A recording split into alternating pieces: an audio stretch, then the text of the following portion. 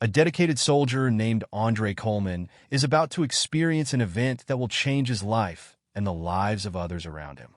What starts as a routine military award ceremony takes an unexpected turn when Andre is overlooked for a medal that many believe he deserves. His quiet acceptance of this oversight sets off a chain of events that leads to a dramatic and unexpected recognition by the highest authorities. But what was it about this seemingly ordinary ceremony that prompted such a significant response? Stick around to find out. But before we get started, let us know where you're watching from today. And if you're moved by this story of courage and justice, don't forget to subscribe. The scorching sun beat down on the dusty streets of Fort Bragg, North Carolina, as Sergeant Andre Coleman stepped out of his modest apartment. At 32, Andre was the epitome of a dedicated soldier, his broad shoulders and muscular frame a testament to years of rigorous training and combat experience. His dark skin glistened with a thin sheen of sweat as he adjusted his uniform, ensuring every detail was perfect. Andre's mind drifted to his childhood in Atlanta, where he'd grown up under the watchful eyes of his parents, Marcus and Evelyn Coleman. He could still hear his father's deep voice, filled with pride and concern, the day Andre announced his decision to enlist. "Son," Marcus had said, placing a firm hand on Andre's shoulder, "serving your country is a noble calling. But remember, it's not just about wearing the uniform. It's about upholding the values we've taught you: integrity, courage, and compassion." Evelyn, her eyes glistening with unshed tears, had added, "And never forget where you came from, baby. Your roots will keep you grounded when the world tries to shake you." Those words had stayed with Andre through basic training, through his first deployment, and now, after multiple tours in various conflict zones. They were the bedrock of his character, shaping him into the leader he'd become. As Andre made his way across the base, familiar faces greeted him with respect and admiration. He'd earned a reputation as a fair and courageous leader, someone who always put his team first. But there was one person Andre considered more than just a comrade in arms. "Hey, Superman," a voice called out.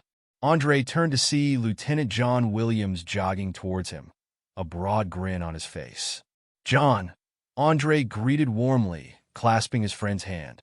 "Ready for another day in paradise?" John chuckled, falling in a step beside Andre. "With you leading us?" "Always." Their friendship had blossomed during their first tour together in Afghanistan. Despite their different backgrounds, John hailing from a small town in Iowa, they'd found common ground in their dedication to their duty and their squad. "Heard anything about our next mission?" John asked, his voice dropping to a near whisper. Andre shook his head. "Nothing concrete, but there's been chatter about increased activity in the eastern region. We might be heading out soon." As they approached the briefing room, Andre's instincts proved correct. Captain Sarah Martinez, their commanding officer, was waiting for them with a grim expression. "Gentlemen," she said, "we've got a situation." The next few hours were a whirlwind of planning and preparation. Intelligence had uncovered a heavily fortified enemy outpost hidden in a mountain pass.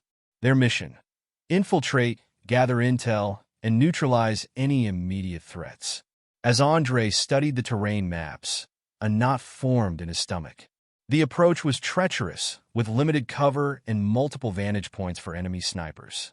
But he pushed his concerns aside, focusing on formulating a strategy that would keep his team safe. The following day, as the first rays of dawn painted the sky, Andre's squad moved silently through the rugged landscape. The air was thick with tension, each soldier hyper-aware of their surroundings. They were halfway to their objective when all hell broke loose. The crack of gunfire shattered the morning stillness. Andre's training kicked in instantly. "Take cover," he shouted, diving behind a large boulder. Bullets ricocheted off rocks around them as Andre assessed the situation. They were pinned down, caught in a deadly crossfire between two enemy positions. "Williams," Andre called out, "can you see the source of that fire from your position?" John, crouched behind a fallen tree trunk, shouted back, "Negative. They got us zeroed in." Andre's mind raced. They couldn't stay here. It was only a matter of time before the enemy flanked them. But any movement would expose them to even more fire. That's when he saw it. a narrow ravine to their left. If they could reach it, it would provide cover and a path to outflank the enemy. But someone would need to provide covering fire, drawing the enemy's attention away from the rest of the squad. Andre knew what he had to do. "Listen up," he shouted over the din of battle. "On my signal, everyone make for that ravine to our left. Move in pairs, leapfrog style. I'll cover you." "Sarge, that's suicide," John protested. Andre met his friend's eyes, his gaze unwavering. "It's our only shot. Get them out of here, John. That's an order." Before anyone could argue further, Andre sprang into action. He burst from cover, unleashing a barrage of fire towards the enemy positions. The gambit worked. The hostile fire immediately concentrated on him. "Go! Go! Go!" Andre yelled, ducking and weaving as bullets whizzed past him. His squad didn't hesitate. They moved swiftly, each pair providing cover for the next as they made their way to safety. Andre's heart pounded in his chest as he continued to draw fire, his ammunition rapidly depleting. Just as the last of his team reached the ravine, a searing pain exploded in Andre's left shoulder. He stumbled, nearly losing his footing, but managed to dive behind a large rock. "Andre!" John's voice carried over the gunfire. "We're clear. Fall back." Gritting his teeth against the pain, Andre pushed himself up. He sprinted towards the ravine, zigzagging to avoid the hail of bullets. With a final burst of energy, he threw himself into the relative safety of the ravine, rolling to a stop at John's feet. "You crazy son of a gun," John muttered, quickly assessing Andre's wound. "What were you thinking?" Andre managed a weak smile. "That my mama would kill me if I let anything happen to you guys." Despite the gravity of the situation, a ripple of nervous laughter spread through the squad. It was short-lived, however, as they realized they weren't out of danger yet. "All right, listen up," Andre said, wincing as he sat up straighter. "We got the high ground now. Johnson, Peters, I want you to set up overwatch positions. The rest of you, we're going to circle around and hit them from behind. They won't be expecting that." His team moved with practiced efficiency, each soldier knowing their role. Andre, despite John's protests, insisted on leading the assault team. What followed was a textbook example of tactical superiority. Andre's team, using the element of surprise and their superior position, quickly overwhelmed the enemy forces. Within an hour, the outpost was secure, and a wealth of valuable intelligence was in their hands. As the adrenaline of battle faded, the pain in Andre's shoulder returned with a vengeance. John, noticing his friend's pallor, called for the medic.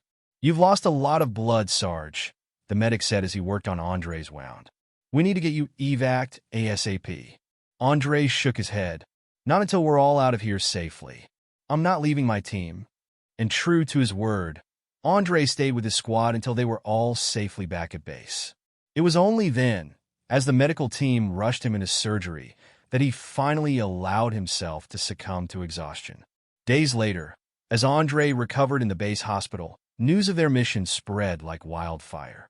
Soldiers from other units stopped by to shake his hand, praising his bravery and leadership. "You should be getting a medal for this, Sarge," one young private said earnestly. Andre just shook his head, uncomfortable with the attention. "I just did what anyone would do." It was a team effort, but the whispers of recognition continued to grow. Andre's squad, led by John, became his most vocal advocates, recounting the tale of his selfless actions to anyone who would listen. However, as the days passed, a different kind of whisper began to circulate. At first, it was just a few overheard conversations, quickly hushed when others approached. But gradually, the murmurs grew louder, impossible to ignore. "You hear about Sergeant Coleman?" Andre overheard one day as he was being discharged from the hospital. "Word is he might get passed over for recognition." "What? Why?" another voice responded. "After what he did?" There was a pause before the first voice replied, lower this time. "Some folks are saying it's because of his, background." Andre felt a cold weight settle in his stomach. He'd faced discrimination before, but never so blatantly in his military career. He'd always believed that on the battlefield, the only color that mattered was the red, white, and blue of the flag they served. As he made his way back to his quarters, Andre's mind was a whirlwind of thoughts. He thought of his parents, of the values they'd instilled in him. He thought of his squad, of the trust and respect they shared. And he thought of the oath he'd taken to serve and protect, regardless of the cost. Andre knew the road ahead might be challenging, but he was determined to face it with the same courage and integrity he'd shown on the battlefield. Whatever came next, he would stand tall, proud of who he was and what he'd accomplished. As he reached his door, Andre paused, taking a deep breath. He may not be able to control what others thought or did, but he could control his own actions. And he would continue to lead by example, to be the best soldier and man he could be. With renewed resolve, Andre stepped into his quarters, ready to face whatever challenges lay ahead. The sun had barely risen over Fort Bragg when the announcement crackled through the base's intercom system. A prestigious award ceremony was to be held in 2 days' time, honoring soldiers for their exceptional bravery in recent missions. The news spread like wildfire, and within minutes, Andre's phone was buzzing with messages from his excited squad members. "Sarge, this is it." John's voice boomed through the speaker. "They're finally going to give you that medal you deserve." Andre couldn't help but smile at his friend's enthusiasm, even as a knot of uncertainty formed in his stomach. "Let's not get ahead of ourselves, John. Nothing's certain yet." "Are you kidding me?" John retorted. "After what you did, they'd have to be blind not to see it." As Andre hung up, he caught his reflection in the mirror. The bandage on his shoulder was a stark reminder of the mission that had led to this moment. He touched it gently, remembering the chaos, the fear, and the split-second decision that had saved his team. Over the next 2 days, Andre found himself caught in a whirlwind of preparation. There were dress uniforms to be pressed, shoes to be polished, and an endless stream of well-wishers to greet. His squad members took turns dropping by, each more excited than the last. "My money's on the Silver Star," Private Johnson declared confidently during one such visit. Maybe even the Distinguished Service Cross. Andre appreciated their support, but he couldn't shake the nagging feeling of uncertainty. He'd been in the military long enough to know that things didn't always work out the way they should. It was on the eve of the ceremony that Andre first heard the name that would come to cast a shadow over the proceedings. He was in the mess hall, half listening to the chatter around him, when he caught a snippet of conversation from a nearby table. "Colonel Robert Simmons is heading the selection committee this year," one officer was saying in a low voice. "You know what that means?" "Yeah," another replied grimly. "Another year of the old boys club getting all the glory." Andre's ears perked up. He'd heard of Colonel Simmons before, a high-ranking officer with a reputation for being old school. As he listened, he learned more. Simmons had a history of favoring certain types of soldiers for awards and promotions, often overlooking others despite their merits. "Remember what happened to Captain Ramirez last year?" The first officer continued. "Best damn pilot in the squadron, saved a whole platoon from certain death, and Simmons passed her over for some desk jockey who'd never seen combat." Andre felt a chill run down his spine. He tried to push the thought away, to focus on the pride his family would feel seeing him honored. But as he lay in bed that night, sleep eluded him, his mind racing with possibilities both good and bad. The morning of the ceremony dawned bright and clear. Andre stood before his mirror, meticulously adjusting his dress uniform. Each medal and ribbon told a story of service, of sacrifice, of duty fulfilled. As he pinned the last one in place, a soft knock at the door broke his concentration. "Andre? Baby, are you ready?" Andre opened the door to find his mother, Evelyn, beaming up at him. Behind her stood his father, Marcus, looking sharp in his Sunday best, and his younger sister, Aisha, practically bouncing with excitement. "Look at you," Evelyn breathed, reaching up to straighten Andre's collar. "My brave boy. A hero." "Mom," Andre protested weakly, but he couldn't hide his smile. His father's strong hand clasped his shoulder, conveying pride without words. "Let's go show these folks what a real soldier looks like," Marcus said, his voice gruff with emotion. As they made their way to the ceremony grounds, Andre was struck by the atmosphere of anticipation that hung in the air. Soldiers and their families milled about, all dressed in their finest. The stage at the front was adorned with flags and banners, a podium standing ready at its center. Andre's squad found them quickly, John leading the charge. "There he is," John called out, grinning from ear to ear. "The man of the hour." As they exchanged greetings, Andre noticed a tall, distinguished-looking man in full dress uniform making his way towards the stage. The conversations around him hushed, and he heard someone whisper, "That's him. Colonel Simmons." Andre studied the man who held his fate in his hands. Colonel Simmons moved with the confidence of someone used to being in charge, his salt and pepper hair neatly trimmed, his uniform impeccable. As he passed by their group, Simmons' gaze swept over them, lingering for just a moment on Andre. Something in that look, a slight narrowing of the eyes, a tightening of the jaw, sent a chill down Andre's spine. Before he could dwell on it, a voice came over the loudspeaker, asking everyone to take their seats. Andre found himself sandwiched between his parents, with Aisha on their mother's other side and his squad filling the row behind them. The ceremony began with a series of speeches from various high-ranking officials. Andre listened with half an ear, his heart pounding with a mix of anticipation and dread. Finally, Colonel Simmons took the podium, his voice ringing out clear and strong. "Ladies and gentlemen, esteemed guests, and most importantly, the brave men and women of our armed forces," Simmons began. "We gather here today to honor those who have gone above and beyond the call of duty, who have demonstrated exceptional valor in the face of grave danger." As Simmons spoke about honor, courage, and sacrifice, Andre felt his mother's hand slip into his, squeezing gently. He returned the pressure, drawing strength from her unwavering support. "The medals we present today," Simmons continued, "are not mere decorations. They are symbols of the highest ideals of our military: loyalty, duty, respect, selfless service, honor, integrity, and personal courage." Andre couldn't help but feel that these words were directed at him. Hadn't he demonstrated all of these qualities in that fateful mission? The memory of bullets whizzing past, of the burning pain in his shoulder as he drew enemy fire away from his team, flashed through his mind. "And now," Simmons said, his voice dropping dramatically, "we come to the moment you've all been waiting for. The presentation of awards." The tension in the air was palpable as Simmons began reading out names. With each medal presented, each round of applause, Andre felt his heart rate increase. His palms grew sweaty, and he wiped them surreptitiously on his trousers. "You've got this, son," his father whispered, noticing his nervousness. But as the list of names grew longer, and Andre's remained unspoken, a creeping sense of dread began to take hold. He glanced at John, seated behind him, and saw his own confusion mirrored in his friend's face.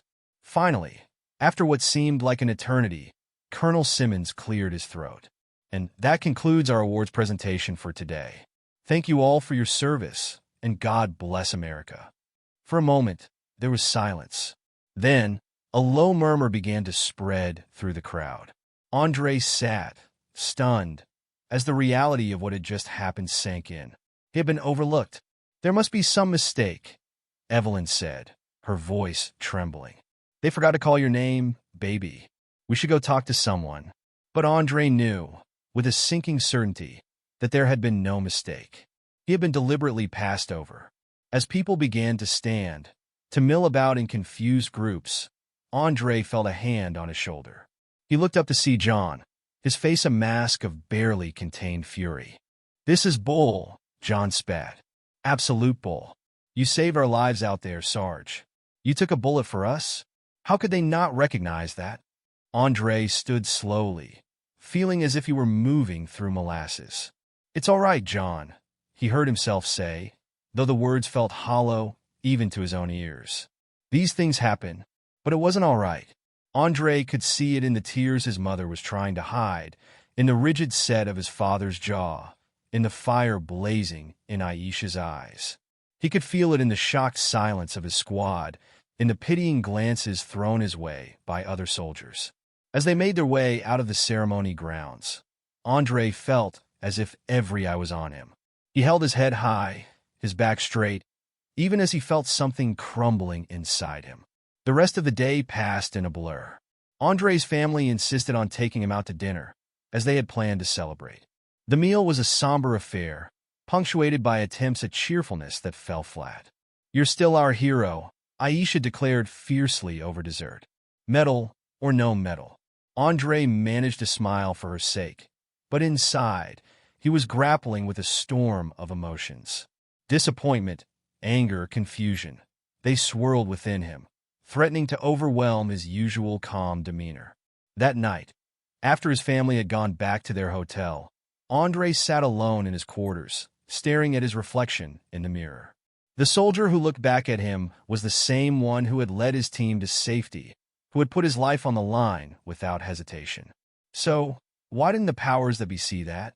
A knock at the door startled him out of his reverie. He opened it to find John standing there, a determined look on his face. "We're not letting this go, Sarge," John said without preamble. "The whole squad's talking about it. We're going to file a formal complaint, go up the chain of command if we have to." Andre sighed, leaning against the doorframe. "I appreciate that, John. I really do. But maybe it's better to just let it go." "Let it go?" John's voice rose in disbelief. "After what you did for us? No way. This isn't right, and you know it." Andre knew John was right. It wasn't fair, but a lifetime of experience had taught him that fairness wasn't always a given, especially for someone who looked like him. "Sometimes," Andre said slowly, "the fight isn't worth the cost. We do our duty not for recognition, but because it's the right thing to do." John looked at him for a long moment, then shook his head. "You're a better man than me, Sarge. But this isn't over. Not by a long shot." As John walked away, Andre closed the door and leaned against it, suddenly exhausted. He knew that tomorrow would bring more questions, more anger from his squad, more tearful concern from his family. For now, though, he just wanted to sleep, to escape the disappointment and hurt that threatened to overwhelm him. But sleep proved elusive.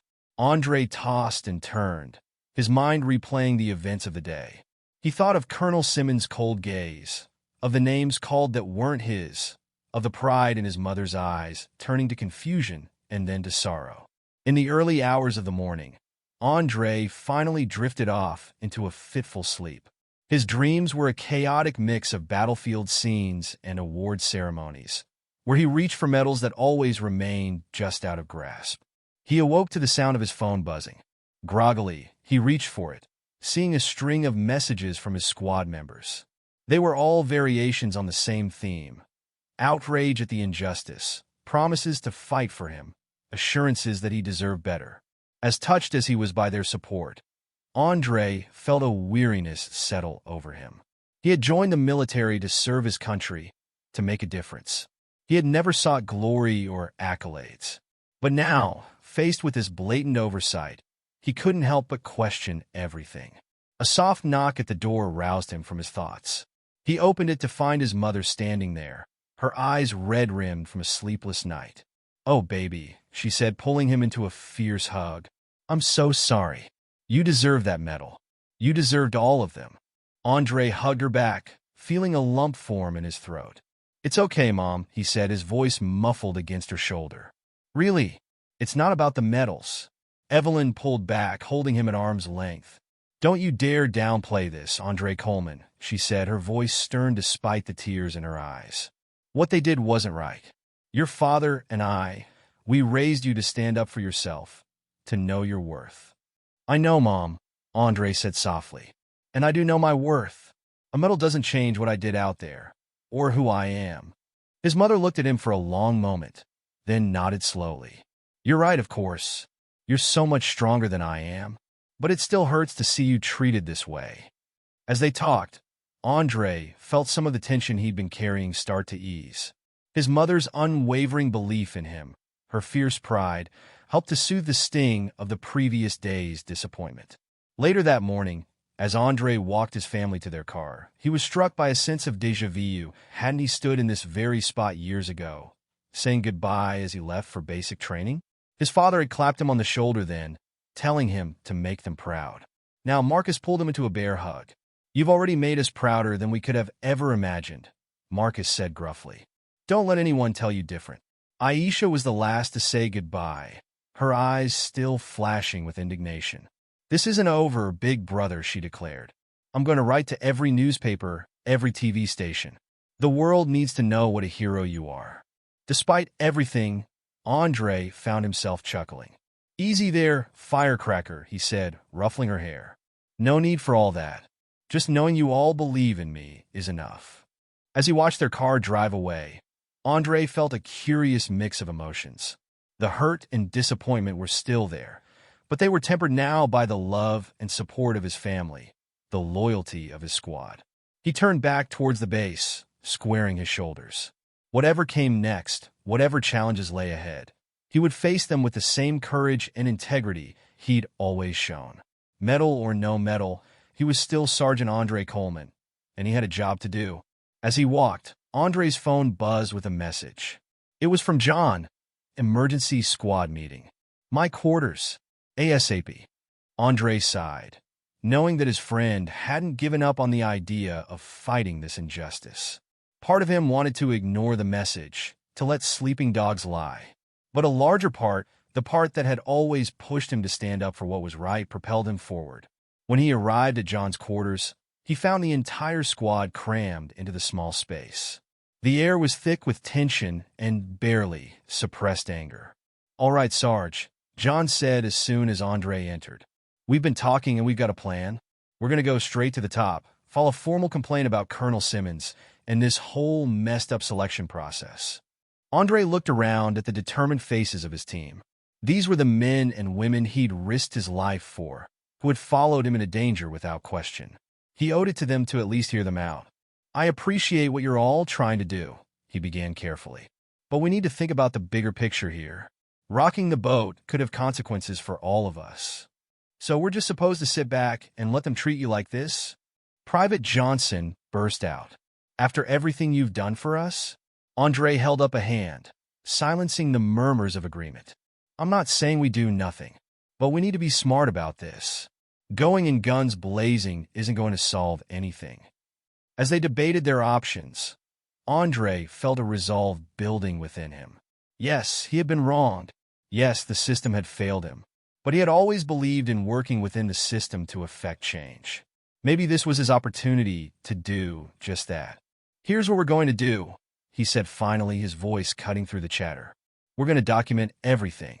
Every mission, every commendation, every piece of evidence that shows what really happened out there. And then we're going to present it through the proper channels." He looked around at his squad, seeing the fire in their eyes start to focus into determination. "It might not change anything right away," he continued, "but it will create a record.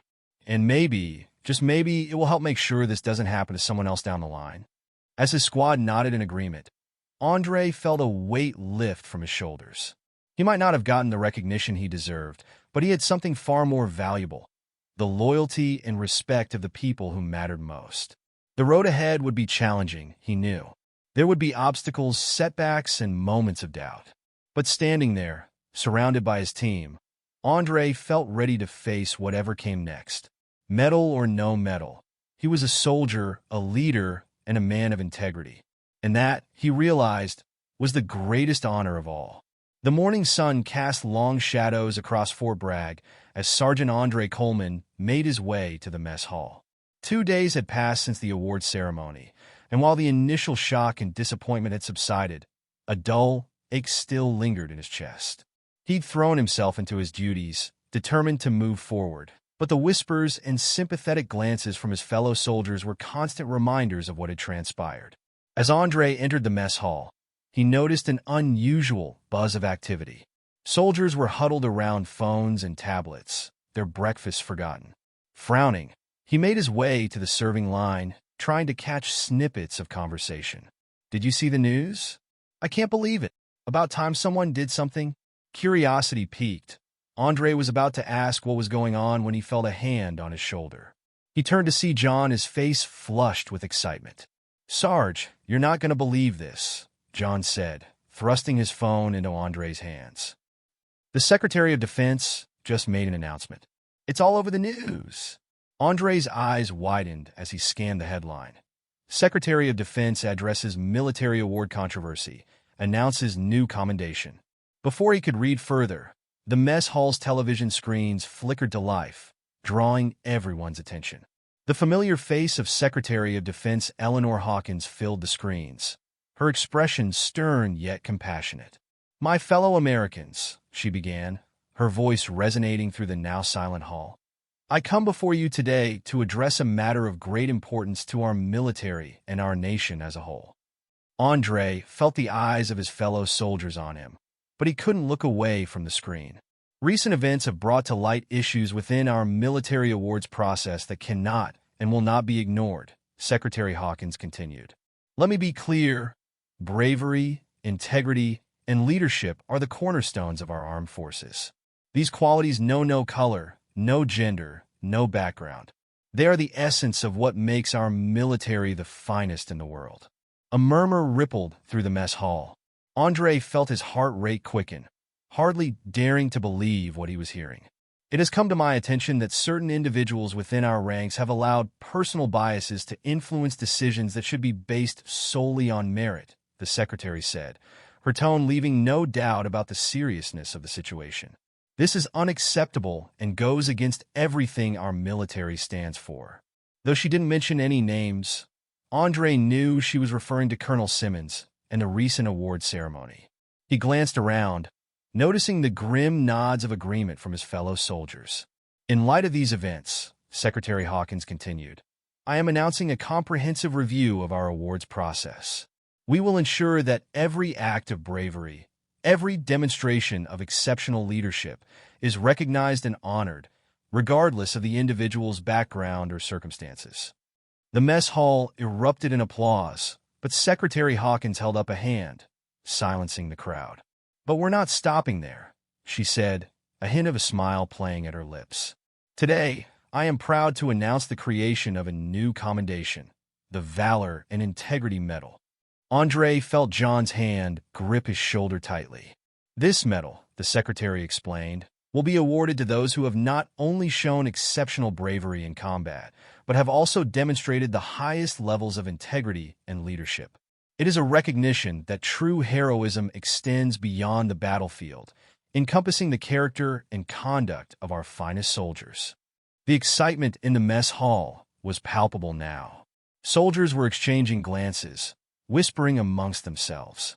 Andre stood frozen, hardly daring to breathe. "And it gives me great pleasure," Secretary Hawkins said, her voice filled with pride, "to announce the first recipient of this prestigious award, Sergeant Andre Coleman of Fort Bragg, North Carolina." The mess hall exploded in cheers. Andre felt as if the floor had dropped out from under him. He stared at the screen in disbelief as Secretary Hawkins continued. "Sergeant Coleman's actions during a recent mission exemplify the very essence of this new commendation.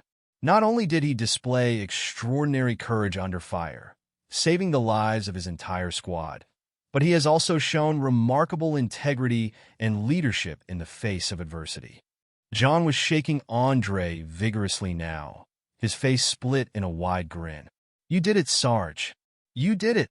But Andre could barely hear him over the roar in his ears and the continued cheers of his fellow soldiers.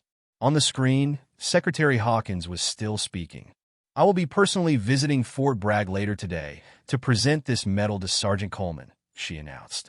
"His bravery and his character have set a new standard for our military, one that we would all do well to aspire to." As the broadcast ended, Andre found himself surrounded by a sea of congratulatory faces.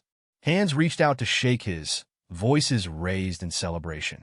It was overwhelming, almost too much to process. All right, give the man some space," John's voice cut through the chaos. He managed to create a small bubble around Andre, guiding him to a nearby table. Andre sank into a chair, his legs feeling suddenly weak. "I can't believe it," he muttered, more to himself than anyone else. "Believe it, Sarge," John said, beaming. "It's about damn time you got the recognition you deserve." As the initial shock began to wear off, Andre felt a warmth spreading through his chest. It wasn't just about the medal, he realized. It was about what it represented, an acknowledgement of not just his actions, but of who he was as a person and a leader. The rest of the morning passed in a blur. Andre was whisked away to prepare for the secretary's visit, his uniform pressed to perfection, his boots shined to a mirror gleam. All the while, his phone buzzed incessantly with messages of congratulations from his family, friends, and fellow soldiers. As the afternoon sun climbed high in the sky, Andre found himself standing at attention on the parade ground, surrounded by what seemed like the entire population of Fort Bragg. The anticipation in the air was electric as a sleek black vehicle pulled up. Secretary of Defense Eleanor Hawkins stepped out, her presence commanding immediate respect. She was shorter than Andre had expected, but her bearing was that of a woman used to wielding great power and responsibility. As she approached, Andre snapped to an even more rigid attention, his heart pounding in his chest. The secretary stopped before him, her eyes sharp and assessing. "Sergeant Coleman," she said, her voice carrying clearly across the hushed parade ground. "It's an honor to meet you." "The honor is mine, Madam Secretary," Andre replied, his voice steady despite his nerves. Secretary Hawkins smiled, then turned to address the assembled crowd. "Today," she began, "we are not just recognizing one man's bravery. We are reaffirming the values that make our military and our nation great." She spoke of courage, of integrity, of the unwavering commitment to duty that defined true heroes. With each word, Andre felt a surge of pride, not just for himself, but for every soldier who had ever put their life on the line for their country and their comrades. "Sergeant Coleman's actions in the field were extraordinary," the secretary continued. "Faced with overwhelming odds, he put the safety of his squad before his own, drawing enemy fire to allow his team to reach safety. Even after being wounded, he continued to lead, ensuring that every member of his squad returned home." Andre could hear murmurs of approval from the crowd. He caught sight of John and the rest of his squad, their faces beaming with pride. "But it is not just Sergeant Coleman's actions on the battlefield that we honor today," Secretary Hawkins said, her tone becoming more solemn. "It is also his conduct in the face of adversity, his unwavering integrity, and his leadership both in and out of combat that truly set him apart." She turned back to Andre, and he was struck by the intensity of her gaze. "Sergeant Coleman," she said, "your bravery saved lives. Your integrity inspired those around you. And your leadership, even in the face of injustice, has set an example for us all." With a nod to an aide, Secretary Hawkins was handed a small box. She opened it, revealing a medal unlike any Andre had seen before. It gleamed in the sunlight, a tangible symbol of everything he had fought for and believed in. "It is my great honor," the secretary said, her voice ringing out across the parade ground, "to present you with the first Valor and Integrity Medal. May it serve as a reminder of the highest ideals of our armed forces and of the extraordinary individual who exemplifies them." As Secretary Hawkins pinned the medal to Andre's chest, he felt a surge of emotions, pride, humility, gratitude, and an overwhelming sense of responsibility.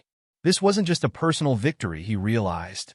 It was a statement, a challenge to the entire military to live up to the ideals it professed. The secretary stepped back, offering Andre a crisp salute which he returned with perfect precision. As applause erupted around them, she leaned in close, speaking softly, so only he could hear. "Your actions have set in motion changes that were long overdue, Sergeant," she said. "You should be proud." As the applause began to die down, Andre noticed a figure standing at the back of the crowd. Colonel Simmons stood rigid, his face a mask of discomfort. The colonel's eyes darted around, never quite meeting Andre's gaze.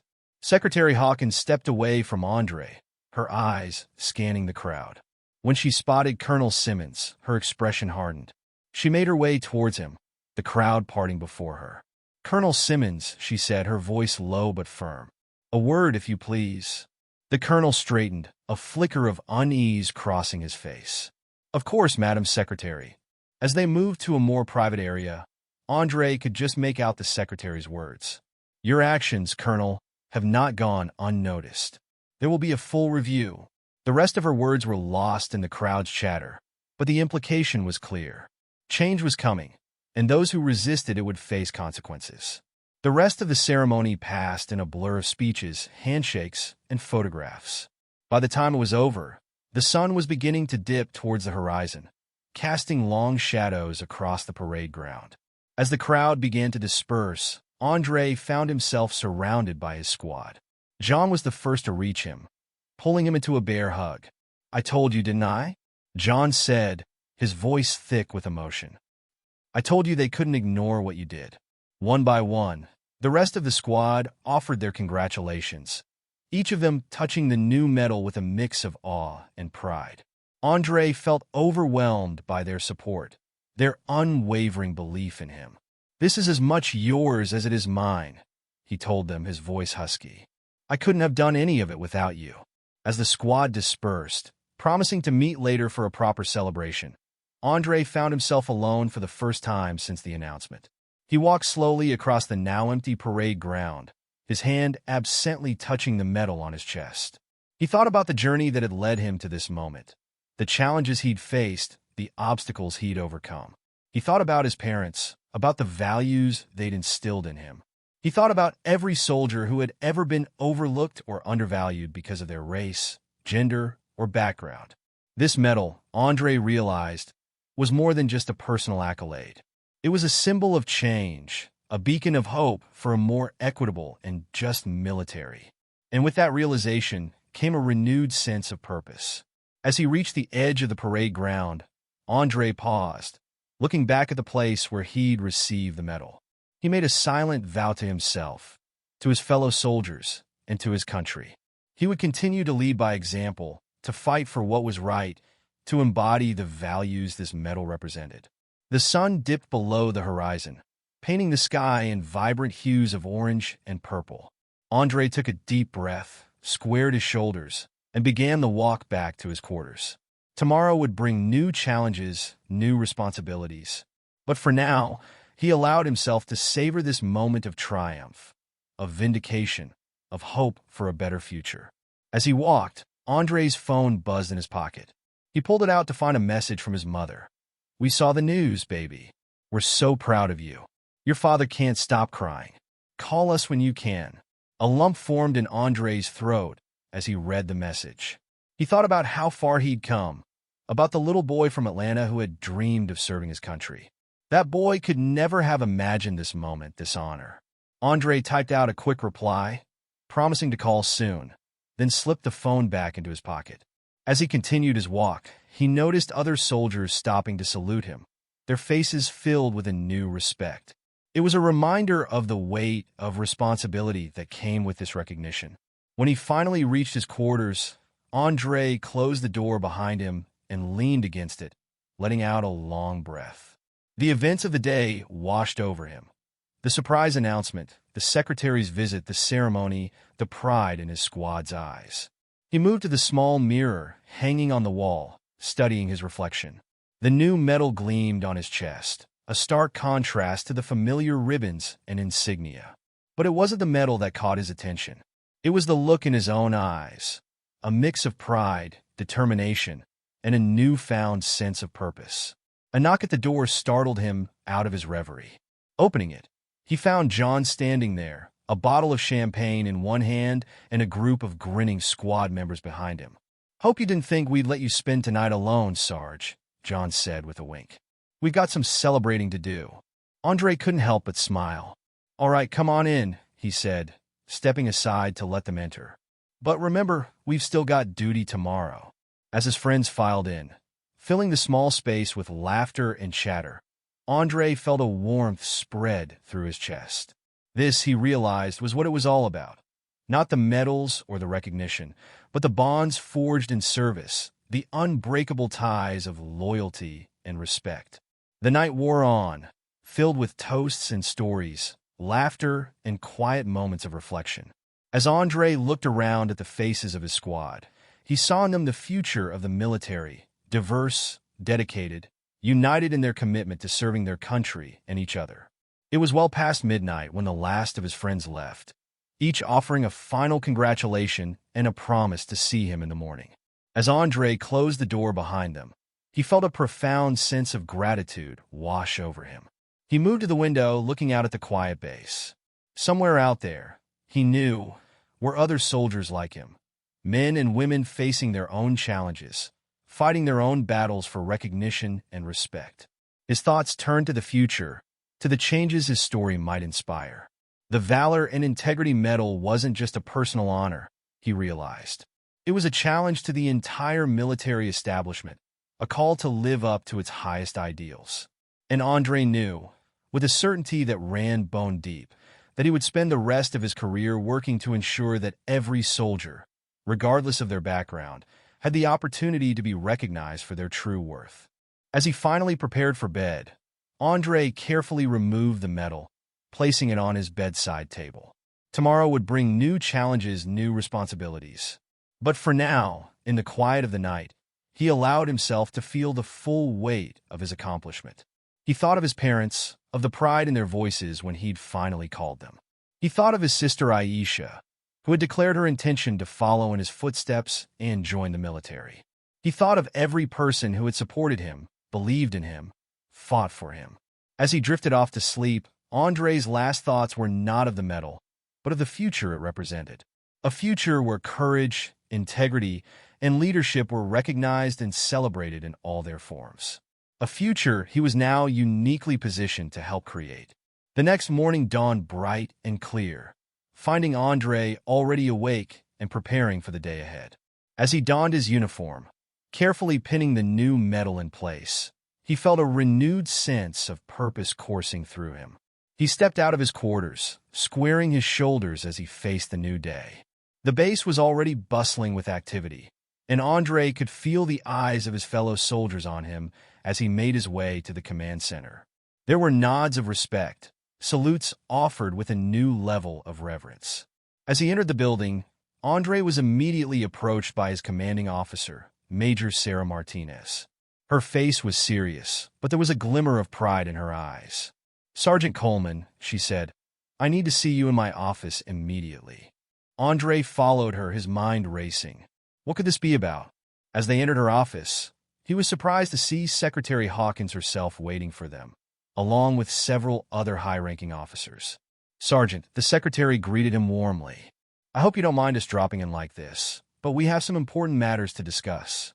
Over the next hour, Andre listened in amazement as the secretary and the other officers laid out their plans. The Valor and Integrity Medal, it turned out, was just the beginning.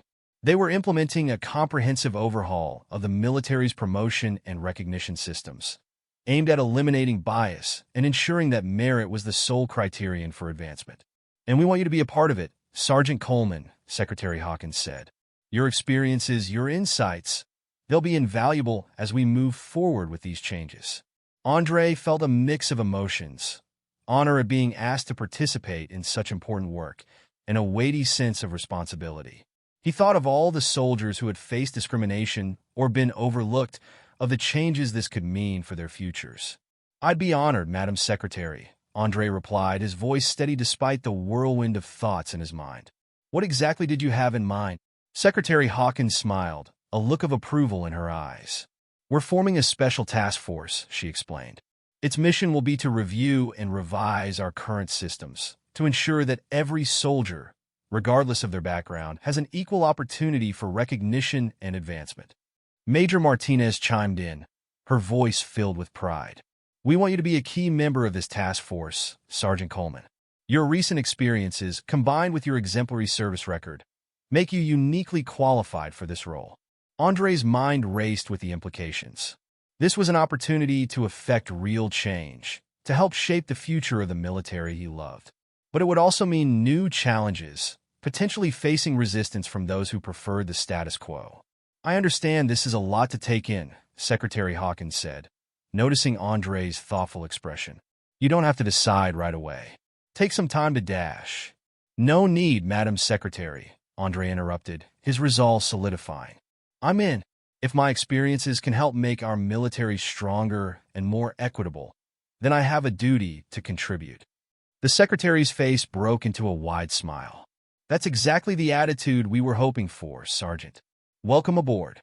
The next few hours were a whirlwind of briefings and introductions.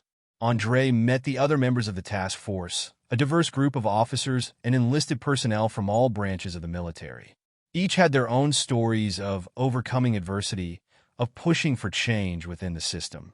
As the day wore on, Andre found himself energized by the possibilities ahead.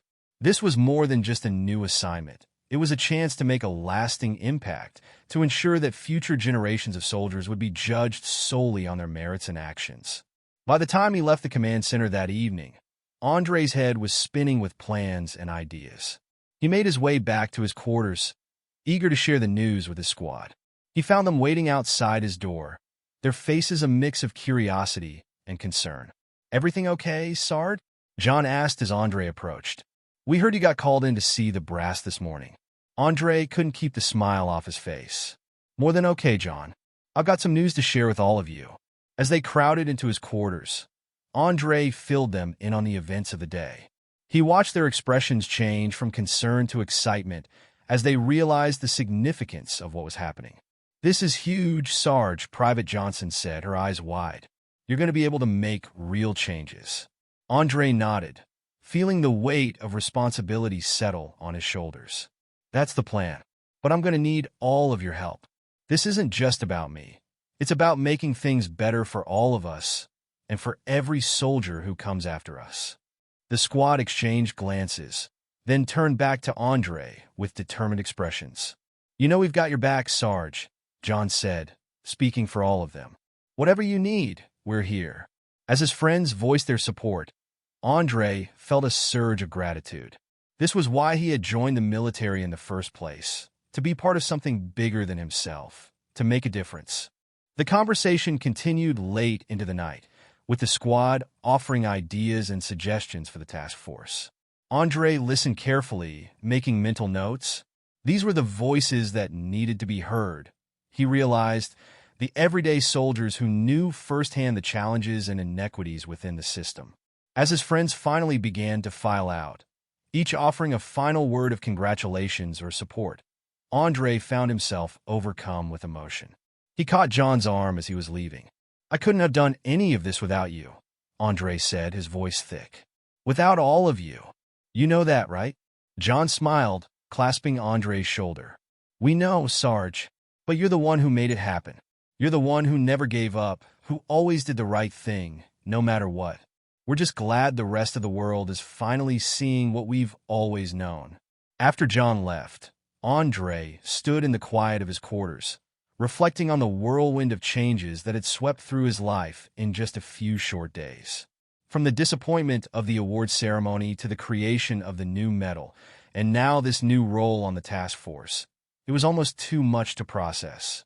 He moved to the window, looking out at the base spread out before him.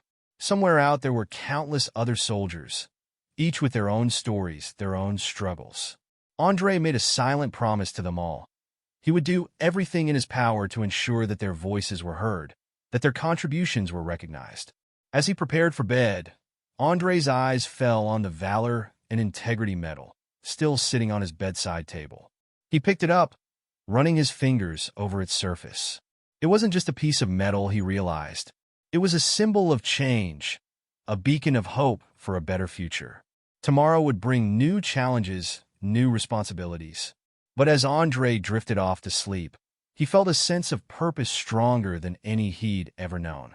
He was ready to face whatever lay ahead, knowing that he had the support of his squad, the backing of leaders like Secretary Hawkins, and the strength of his own convictions to guide him. In the quiet of the night, as the base settled into silence, Andre Coleman dreamed of a future where every soldier, regardless of their background, had the opportunity to shine. And he knew, with a certainty that ran bone deep, that he would play a part in making that dream a reality. The dawn of a new day brought with it a sense of anticipation and purpose for Andre. As he donned his uniform, carefully pinning the Valor and Integrity Medal in place, he felt the weight of his new responsibilities settling on his shoulders. His first official meeting with the task force was scheduled for later that morning. As he made his way across the base, Andre found himself hyper-aware of the looks and nods of respect he received from his fellow soldiers. It was a stark reminder of how quickly things had changed and of the influence he now wielded. Entering the conference room, Andre was greeted by the diverse faces of the task force members. There was an energy in the air, a sense of shared purpose that was almost palpable. Secretary Hawkins called the meeting to order, her voice filled with determination. "Ladies and gentlemen," she began, "we have before us an unprecedented opportunity to reshape the very foundations of our military. Our goal is nothing less than to create a system where every soldier, regardless of their background, has an equal chance to succeed and be recognized for their contributions." As the meeting progressed, Andre found himself deeply engaged in discussions about everything from recruitment practices to promotion criteria. He shared his own experiences, both good and bad, and listened intently to the stories and insights of his fellow task force members. One particular moment stood out to Andre. A young lieutenant, her voice shaking slightly with emotion, recounted her own struggles with discrimination within the ranks. "It's not just about the big moments," she said. "It's the small, everyday things too. The assumptions people make, the opportunities that never materialize." Andre nodded in understanding, feeling a connection with the lieutenant's words. He spoke up, his voice carrying across the room. "That's exactly why our work here is so important," he said. "We're not just changing policies on paper. We're working to change the culture, to create an environment where every soldier feels valued and respected." As the meeting drew to a close, Secretary Hawkins approached Andre. "You've got a real gift, Sergeant Coleman," she said, her voice low. "The way you connect with people, the way you articulate these complex issues, it's invaluable to our cause." Andre felt a flush of pride at her words, but also a renewed sense of responsibility. "Thank you, Madam Secretary," he replied. "I just want to make sure we get this right. There's too much at stake to do anything less." As he left the meeting, Andre's mind was buzzing with ideas and plans. He knew the road ahead would be challenging, that there would be resistance and setbacks. But he also knew that the work they were doing had the potential to transform the military, to make it truly live up to its ideals of honor, courage, and commitment. Walking back to his quarters, Andre found himself thinking about his family, about his parents who had always believed in him, about his sister Aisha who looked up to him. He thought about John and the rest of his squad, about every soldier who had ever faced discrimination or been overlooked. This, he realized, was his true calling. The Valor and Integrity Medal wasn't just a recognition of his past actions. It was a charge to continue fighting for what was right, to be a voice for those who had been silenced. As the sun began to set over Fort Bragg, casting long shadows across the grounds, Andre Coleman stood tall, his resolve stronger than ever. He was ready to face whatever challenges lay ahead, knowing that his actions had the power to shape not just his own future, but the future of the entire military. The journey ahead would be long and difficult, but Andre was prepared to meet it head-on. With the support of his fellow task force members, the backing of leaders like Secretary Hawkins, and the strength of his own convictions, he knew that real change was possible. As night fell, Andre looked out over the base one last time before retiring to his quarters. Tomorrow would bring new challenges, new opportunities to make a difference. And he would be ready, just as he had always been, to stand up for what was right and to lead by example. The Valor and Integrity Medal gleamed in the fading light, a reminder of how far he had come and of the important work that still lay ahead. Sergeant Andre Coleman, decorated war hero and champion for equality, was ready to write the next chapter in his remarkable journey. The crisp autumn air carried a hint of change as Sergeant Andre Coleman strode across Fort Bragg's parade grounds.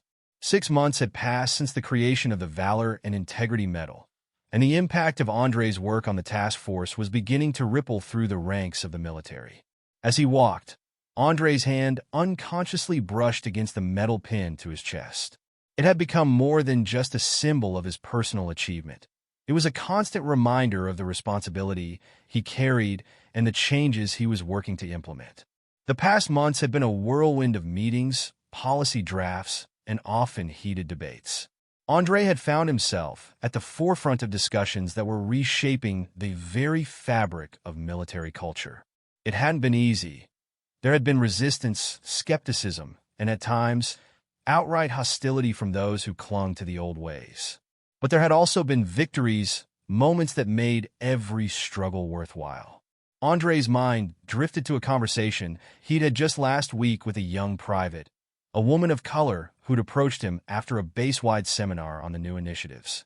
"Sergeant Coleman," she'd said, her voice trembling slightly with emotion. "I just wanted to thank you. When I joined up, I never thought I'd see someone who looked like me making real changes from the top. You've given us hope."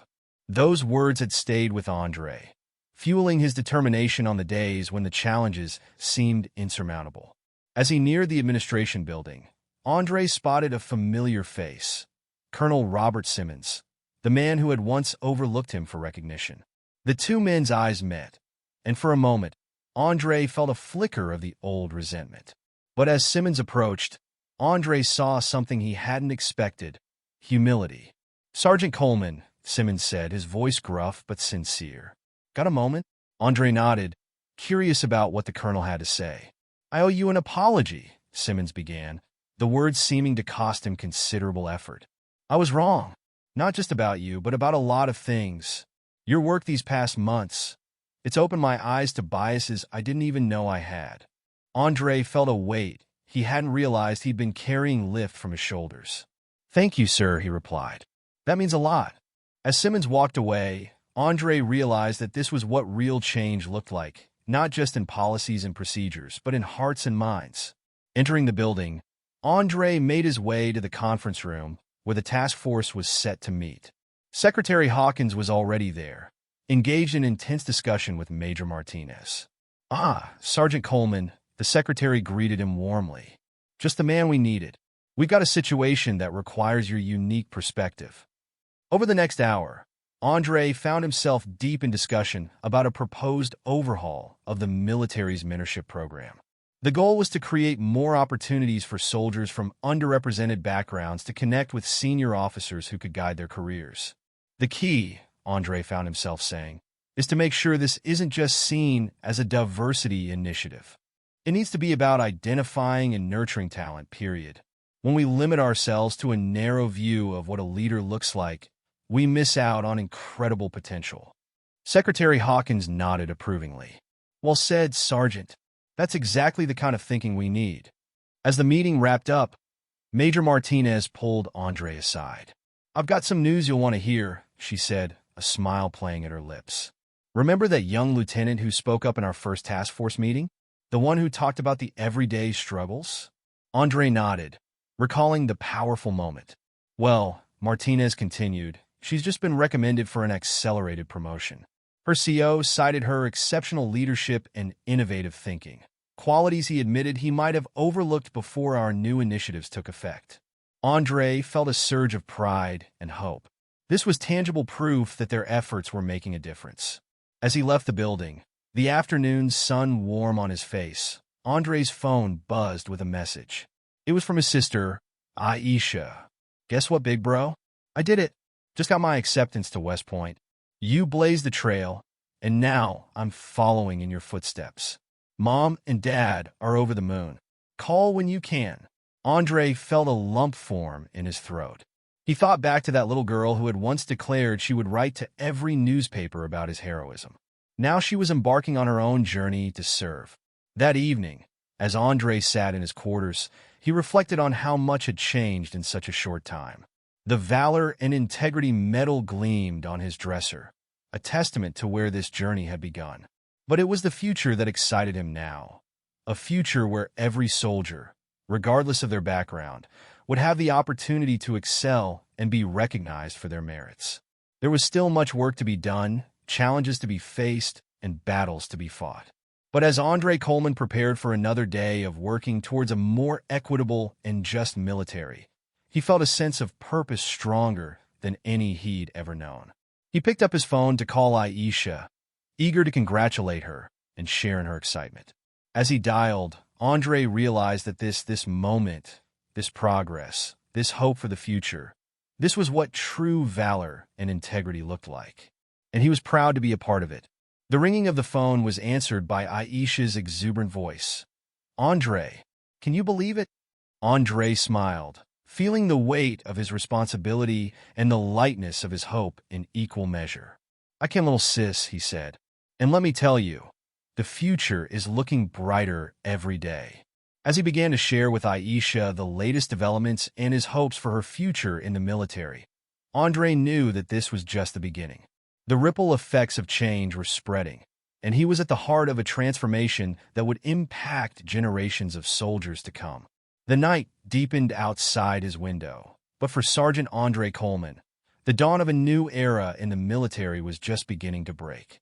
Andre Coleman's life had changed in ways he never expected, and the ripple effect of that recognition reached far beyond the military, touching the lives of those who heard his story.